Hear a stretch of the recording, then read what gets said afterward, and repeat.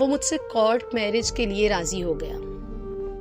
मैं भी बड़ी खुश थी, क्योंकि ना ही मेरे घर वाले राजी हो रहे थे और ना ही उसके। हम दोनों एक ही कॉलेज में पढ़ते थे। हम दोनों बहुत छोटी उम्र के थे, लेकिन मोहब्बत बड़ी पक्की थी हमारी। खैर, मोहब्बत पक्की कहाँ होती है।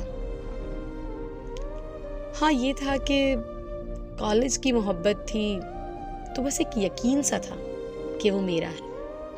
ना ही उसके घर वाले माने, ना ही मेरे।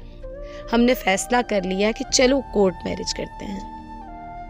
जब हम कोर्ट पहुंचे तो मैंने देखा कि वहाँ काफ़ी सी ऐसी लड़कियां थीं जो मेरी हम उम्र थी।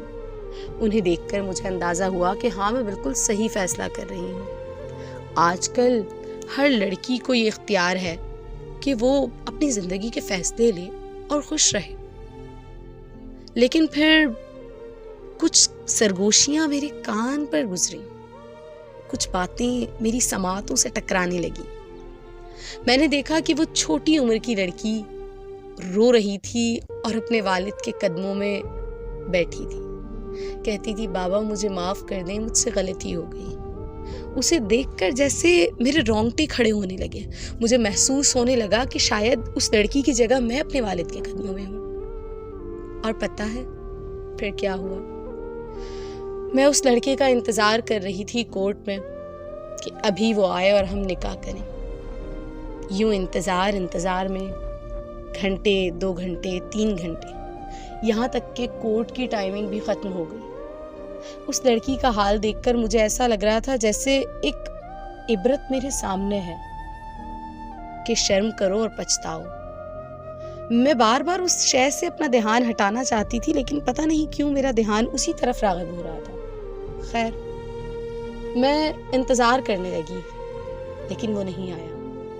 जब मैंने देखा कि मेरे कॉलेज की टाइमिंग से भी ऊपर वक्त हो गया है, तो मैंने सोचा कि अब अगर मैं घर जाऊंगी तो घर वालों को क्या जवाब दूंगी। और इतने में मेरे जहन में सिर्फ यही ख्याल आया कि ये जो लड़की रो रही थी, ये शायद उसकी ज़िंदगी नहीं, मेरी अगली ज़िंदगी का एक ट्रेलर था।